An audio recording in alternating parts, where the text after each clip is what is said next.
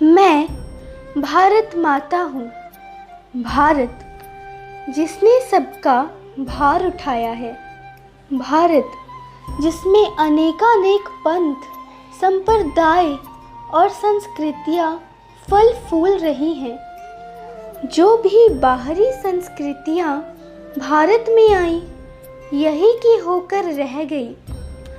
मैंने लंबी गुलामी का काल भी देखा और मेरे लिए देशभक्तों को अपना सिर कटाते भी देखा।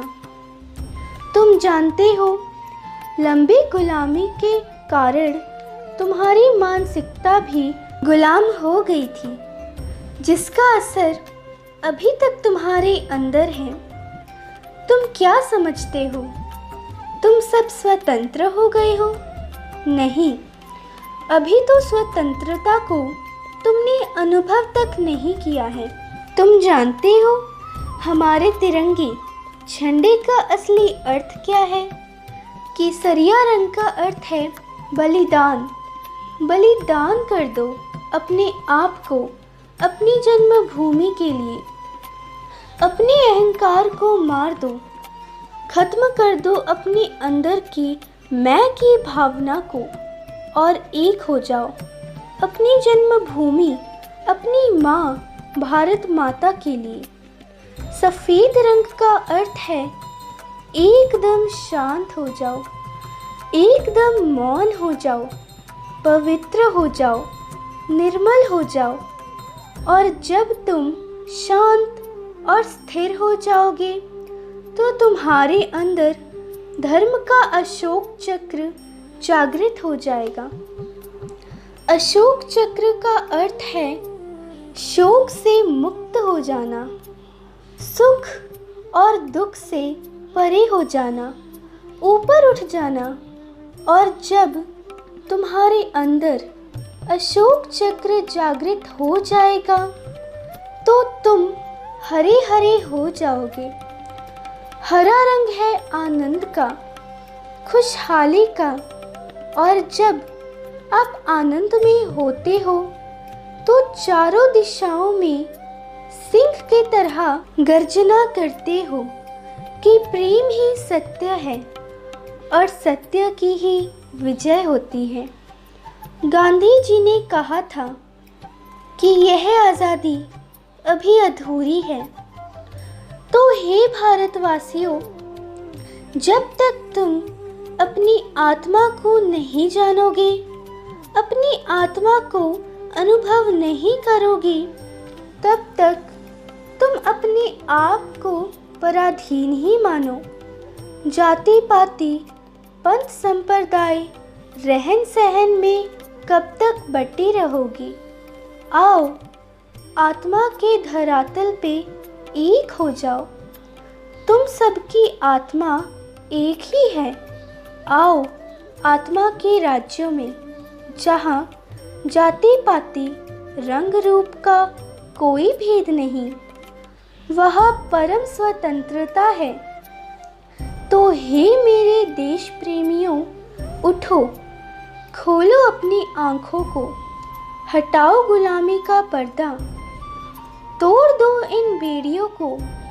देखो तो तुम्हारी भारत माता की क्या दयनीय स्थिति हो रखी है। तो हे मेरे बेटों, उठो, जागो इस नींद से, संकल्पित हो जाओ, एक हो जाओ, जागृत हो जाओ और इतना कठोर पुरुषार्थ करो कि तुम्हारी भारत माता को कोई बाहरी शक्ति मैली नज़र से न देख सके। याद तो करो उन वीर सपूतों के बलिदानों को, जिन्होंने मेरे लिए फांसी के फंदों को चूम लिया। गांधी जी का सपना भारत को राम राज्य बनाने का था, और राम राज्य तब तक नहीं बन सकता जब तक यहाँ के लोग राम न बन जाएं। जानते हो राम का अर्थ क्या होता है? रा का अर्थ होता है प्राप्त होना, और म का अर्थ होता है मर्म, अर्थात जो मर्म को प्राप्त हो जाता है वह राम होता है। मर्म क्या है? मर्म है तुम्हारी आत्मा, अर्थात जब तक भारत का एक एक व्यक्ति आत्मज्ञानी नहीं होगा तब तक राम राज्य नहीं हो सकता। राम राज्य का अर्थ है आत्मा का राज्य, जहाँ रंग रूप, शरीर और जाति का कोई भेद नहीं। आत्मा के धरातल पर सब समान है, सब स्वतंत्र है। यही असली स्वतंत्रता और समानता है। जब संपूर्ण भारतवासी आत्मा से जागृत और पोषित होंगे, वही असली लोकतंत्र होगा। और जब भारत का कण कण जागृत हो जाएगा, तब भारत सिंह के समान गरजेगा और विश्व उस दहाड़ को सुनकर कांपेगा। और अगर भारत में राम जागृत हो गए तो विश्व भर में भी राम का जागरण शुरू होगा। हे भारत के संतान, जाग उठो। इस बार तुम्हें सोने की चिड़िया नहीं, सोने का पहाड़ बनना है, जिसकी चमक से विश्व चौंधिया जाए। उठो, जागो, फेंको इन बेमतलब के पत्थरों को और खोजो अपनी आत्मा रूपी सोने के पहाड़ को। और चमक उठो, दमक उठो और फहरा दो अपना प्यारा तिरंगा विश्व भर में। जब विश्व के लोग अपने अपने तंत्र को जान लेंगे, अर्थात आत्मा को छू लेंगे, तब पूरे विश्व में ही लोकतंत्र होगा।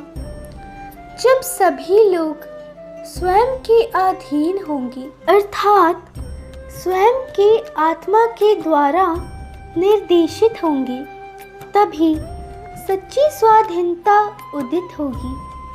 तभी हम एक समता मूलक समाज का निर्माण कर सकते हैं। तभी वास्तव में वासुदेव कुटुंबकम पूरा विश्व एक परिवार होगा।